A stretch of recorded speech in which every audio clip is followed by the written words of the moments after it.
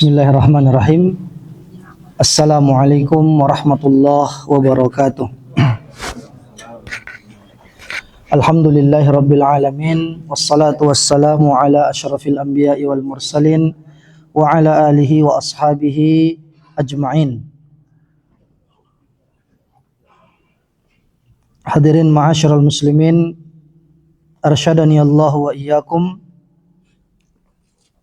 Sebagaimana kita maklumi dan kita fahami bahwa manusia pasti pernah melakukan kekhilafan, pasti pernah melakukan kesalahan. Dan rahmat Allah Subhanahu wa taala yang sangat besar kepada kita. Allah membukakan pintu ampunan, pintu maghfirah seluas-luasnya bagi hamba-hamba yang mau kembali dan memohon kepadanya. Allah Subhanahu wa taala berfirman, "Wastaghfirullaha innallaha ghafurur rahim." Dan mohonlah ampunan kepada Allah, sesungguhnya Allah Maha Pengampun lagi Maha Penyayang. Di dalam surah Al-Baqarah ayat 199. Di dalam hadis qudsi juga pernah disebutkan, wahai hamba-hambaku, ya ibadi innakum tukhti'una bil laili wan nahar wa ana aghfiru dzunuba jami'a fastaghfiruni aghfir lakum. Wahai hamba-hambaku, kata Allah, sesungguhnya kalian berbuat dosa pada malam dan siang hari, dan aku mengampuni seluruh dosa, maka mintalah ampunan kepadaku, niscaya aku akan ampuni kalian. Dalam hadis riwayat Muslim. Maka kesempatan kita untuk mendapatkan ampunan dari Allah Subhanahu wa taala masih terbuka luas selama kita jujur di dalam bertaubat kepada Allah Subhanahu wa taala. Dan jangan kita berputus asa dari rahmat Allah Subhanahu wa taala. Kita harus yakin bahwa sebesar apapun dosa itu, sebanyak apapun dosa itu, apabila kita bertaubat dengan taubatan nasuha, menyesali perbuatan itu, berjanji untuk tidak mengulanginya, bertekad untuk meninggalkan wasilah atau perantara yang mengantarkan kita kepada dosa itu, maka insya Allah Allah akan menerima taubat kita. Disebutkan juga di dalam sebuah hadis riwayat Al-Imam At-Tirmidzi dengan derajat yang hasan sahih, qala Allah Ta'ala, ya bna Adam, innaka ma da'utani wa rajautani ghafartu laka ala ma kana fika wala ubali. Allah berfirman, karena ini hadis qudsi, wahai anak Adam, selama engkau berdoa kepadaku dan berharap kepadaku, aku akan mengampuni apapun dosa yang ada padamu, dan aku tidak peduli, kata Allah Subhanahu wa taala. Dan istighfar ini berarti maknanya memohon kepada Allah agar Allah menghapuskan dosa-dosa kita dan menutupi aib-aib kita. Namun istighfar juga harus disertai dengan tekad meninggalkan maksiat dan menjauhi dosa-dosa. Allah Subhanahu wa taala sebutkan dalam surah Muhammad ayat 19, wastaghfir li dzambik walil mu'minina wal mu'minat. Mohonkanlah ampunan untuk dosa-dosamu dan untuk dosa orang-orang mukminin, laki-laki maupun perempuan. Bahkan para nabi alaihimussalam juga meminta ampunan kepada Allah Subhanahu wa taala. Misalnya disebutkan bahwa Nabi Daud alaihi salam di dalam surah Shad ayat 24. Fastaghfara rabbahu wa kharra raki'an wa anab. Maka dia memohon ampunan kepada Rabb-nya lalu bersujud dan bertaubat. Ini sekelas para nabi. Mereka tetap memohonkan ampunan, minta agar dosa-dosanya diampuni oleh Allah Subhanahu wa taala. Begitu juga Nabi Yunus. Setelah beliau berada di dalam perut ikan, karena beliau meninggalkan kaumnya. Ditinggalkan kaumnya dalam keadaan ghadban, dalam keadaan dia menyimpan amarah. Lalu qadarullah dia dimakan sama ikan. Maka Nabi Yunus alaihi salatu wassalam berdoa sebagaimana dalam surah Al-Anbiya ayat 87. La ilaha illa anta subhanaka inni kuntu minaz zalimin. Ini istighfarnya Nabi Yunus dalam Al-Anbiya ayat 87. Tidak ada Rabb selain Engkau ya Allah. Maha suci Engkau. Sungguh aku termasuk orang-orang yang zalim. Ya. Jadi para nabi meminta ampunan kepada Allah Subhanahu wa taala. Juga Rasulullah bersabda, "Wallahi inni la astaghfirullah wa atubu ilaihi fil yaum aktsara min 70 marrah." Demi Allah, sungguh aku beristighfar dan bertaubat kepada Allah lebih dari 70 kali dalam sehari. Hadis riwayat Bukhari. Dan Nabi juga pernah ajarkan istighfar kepada Abu Bakar. Allahumma inni zalamtu nafsi zulman katsira. Dalam riwayat yang lain, zulman kabira. Wa la yaghfiru dzunuba illa ant. Allahumma inni zalamtu nafsi zulman katsira. Ya Allah, sungguh aku telah menzalimi diriku dengan kezaliman yang banyak. Wa la yaghfiru dzunuba illa ant. Dan tidak ada yang mengampuni dosa selain Engkau. Kepada siapa lagi kita meminta ampunan kecuali kepada Allah Subhanahu wa taala? Ya. Kita tidak akan mendapatkan rahmat. Kita tidak akan mendapatkan ampunan dari selain Allah. Begitu juga pengakuan Nabi Adam alaihi salatu wassalam setelah diturunkan ke bumi ini. Mereka berdua mengatakan, Nabi Adam dan Hawa, Rabbana zalamna anfusana wa illam taghfir lana wa tarhamna lanakunanna minal khasirin. Ya Rabb kami telah menzalimi diri kami. Jika Engkau tidak merahmati kami ya Allah, jika Engkau tidak mengampuni kami dan merahmati kami, pastilah sungguh kami termasuk orang-orang yang merugi. Ya.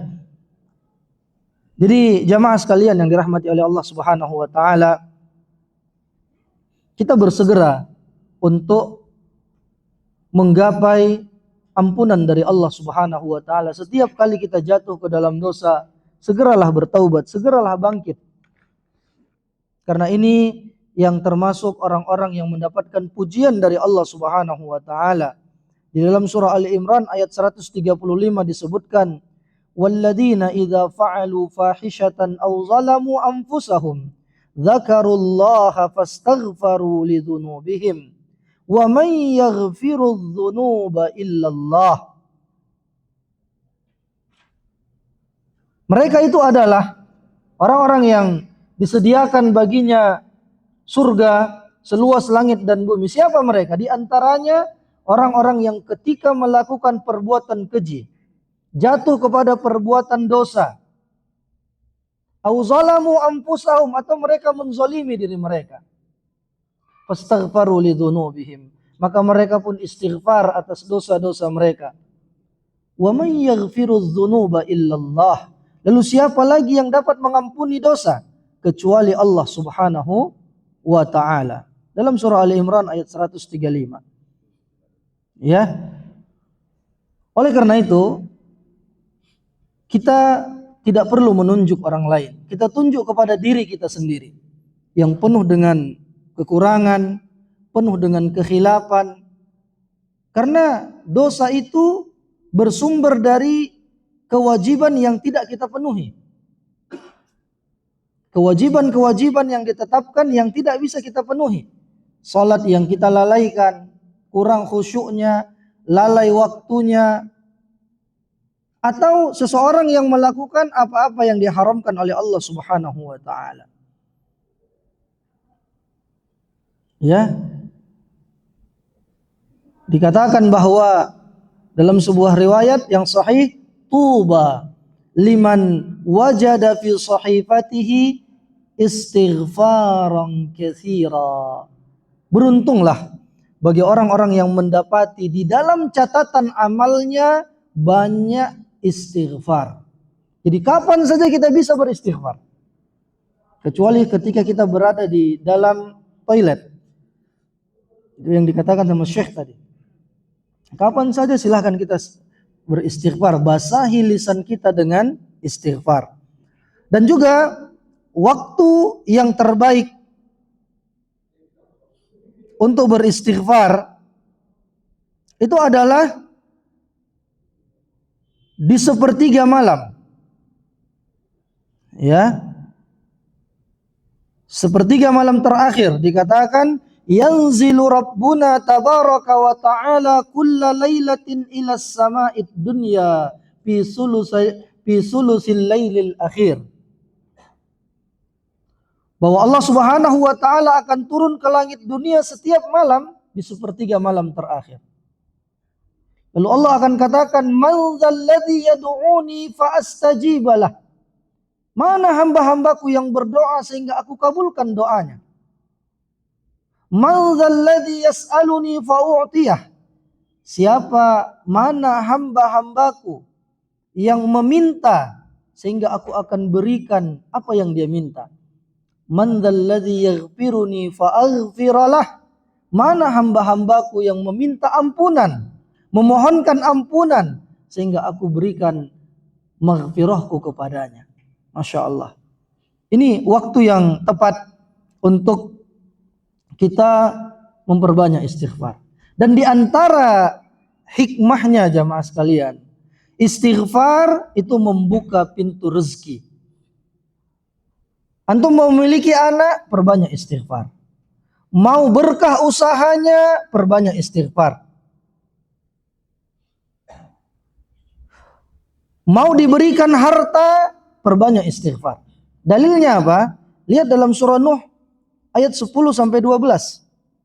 Allah katakan faqultu astaghfiru rabbakum innahu kana ghaffara yursilis samaa'a 'alaikum midrara wa yumdidukum bi amwali wa banin wa yaj'al lakum jannati wa yaj'al lakum anhara.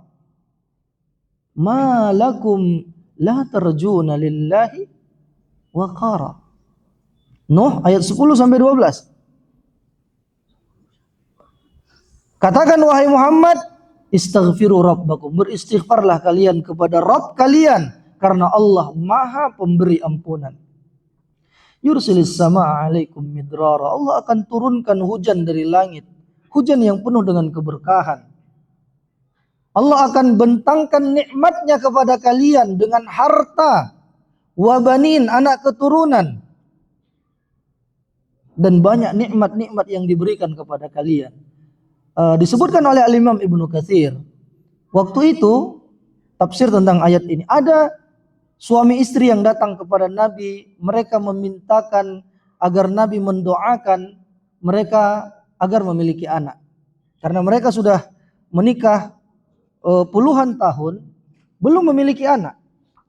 Maka disebutkan oleh Al-Imam Ibnu Katsir, Nabi mengajarkan kepada suami istri ini untuk memperbanyak istighfar agar mereka dikaruniai anak. Dan setelah mereka melakukan itu, datanglah beberapa saat berikutnya dan Allah karuniakan kepada mereka anak.